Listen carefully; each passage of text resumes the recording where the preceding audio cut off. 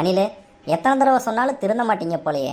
கோயில்ன்றது ஒரு புனித தலம். உங்களுக்கு கடவுள் மீது நம்பிக்கை இருக்குது இல்லைன்றது வேறு விஷயம். ஆனால் அந்த புனித தலத்துக்கு உண்டான மரியாதை நீங்கள் கொடுக்கணும்ல. அதை விட்டுவிட்டு இப்படி செருப்பு காலோட கோயில் மேலே ஏறி சிலைகள் மேலே ஏறி நிற்கிறீங்களே, இதெல்லாம் நல்லாவா இருக்குது? உங்கள் தலைவர் விஜய் வந்துட்டா அங்கே சுற்றி என்ன நடக்குது ஏதுன்றது உங்களுக்கு கண்ணுக்கே தெரியாதா? எதுலையாச்சும் ஏறி நின்று உங்கள் தலைவரை பார்த்தே ஆகணுமா? சகோ, பசங்க வந்து விஜயை பார்க்கணுன்னு ஒரு ஆர்வத்தில் அப்படி ஏறிட்டாங்க சகோ. ஆர்வம் இருக்கலாம், தப்பு இல்லை. அதுக்குன்னு சுய புத்தின்னு ஒன்று இருக்கணுமா இல்லையா? இப்படி கண்ட இடத்துல ஏறி உடச்சி வைக்கிறது, அப்புறம் போலீஸ்காரங்க ஏதாச்சும் நிபந்தனை விதிச்சா உடனே ஐயோ எங்களை முடக்கிறாங்கன்னு சொல்லி கோர்ட்டுக்கு போகிறீங்க. இப்போ நீங்கள் கோர்ட்டுக்கு போனனால என்ன ஆயிருக்கு தெரியுமா?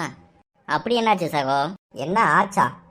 உங்களுக்கு அனுமதி கொடுக்கல, நிறைய நிபந்தனைகள் விதிக்கிறாங்கன்னு சொல்லி நீங்கள் கோர்ட்டில் போய் முறையிட்டீங்க. காவல்துறை தரப்புலேருந்து என்ன பண்ணாங்க? இதுக்கு முன்னாடி நீங்கள் கூட்டத்தில் தள்ளி விட்ட பேரிகார்டு, உடச்சி விட்ட இன்டர்மீடியேட்டு, வளைச்ச லேம்ப் போஸ்ட்டு, அப்புறம் ஒரு டாய்லெட்டோட மேற்கூரையெல்லாம் உடச்சிங்கல்ல, அதெல்லாம் வீடியோ எடுத்துகிட்டு போய் நீதியரசர்கிட்ட காட்டிட்டாங்க. நீதியரசர் அதை பார்த்துட்டு இனிமேல் இந்த மாதிரி அரசியல் கட்சிகள் கூட்டம் நடத்துகிறாங்க அப்படின்னா அவங்கக்கிட்ட ஒரு தொகையை டெபாசிட்டாக வாங்குங்க, வாங்கிட்டு அதுக்கப்புறம் அனுமதி கொடுங்க அப்படின்னு சொல்லிட்டாங்க. உங்கள் ஒரு கட்சியினர் பொறுப்பு இல்லாமல் பொது சொத்துக்கு சேதப்படுத்தினால இப்போ எல்லா கட்சியும் தண்டை கட்டுற மாதிரி ஆகிப்போச்சு. சகோ, நாங்கள் மட்டுமா அப்படி பொது சொத்தை சேதப்படுத்துகிறோம்?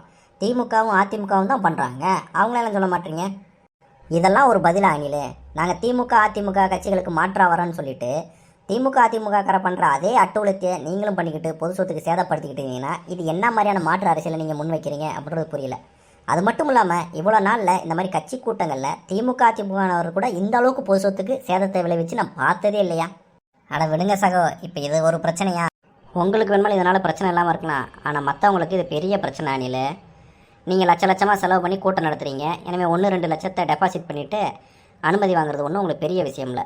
அதே போல் தான் இந்த திமுக அதிமுக அவங்க கூட கூட்டணியில் இருக்கவங்கெல்லாம் ஓடியாக கொள்ளையடிச்சு வச்சுருக்காங்க. எனவே அவங்களும் பணத்தை கட்டி ஈஸியாக அந்த அனுமதியை வாங்கிடுவாங்க. ஆனால் வளர்ந்து வரக்கூடிய கட்சிகள், சிறு கட்சிகள், புதிதாக தொடங்கக்கூடிய கட்சிகள், இவங்கெல்லாம் என்ன பண்ணுவாங்க? அவங்கெல்லாம் நாளைக்கு ஒரு கூட்டம் நடத்தினாலே லட்சக்கணக்கில் டெபாசிட் பண்ணணும்னு சொன்னால் அவங்களுடைய அரசியல் உரிமையை இதனால் பறிக்கப்படும். நீங்கள் ஒரு கட்சியினர், உங்கள் ஒரு கட்சியினுடைய தொண்டர்கள் பொறுப்பற்ற தனமாக இப்போ நடந்துக்கிட்டனால எல்லா கட்சியினருக்கும் இப்போ பிரச்சனை வந்துட்டுருக்கு. ஒன்று மட்டும் சொல்கிறேன் அனில், உங்களால் கட்டுப்பாடோடு ஒரு கூட்டத்தை நடத்த முடியும்னா மட்டும் நடத்துங்க. இல்லை உங்கள் தொண்டர்களே உங்கள் பேச்சை கேட்க மாட்டாங்கன்னா நீங்கள்லாம் கூட்டம் நடத்தாமல் இருக்கிறதே இந்த நாட்டுக்கு நல்லது, உங்கள் கட்சிக்கு நல்லது.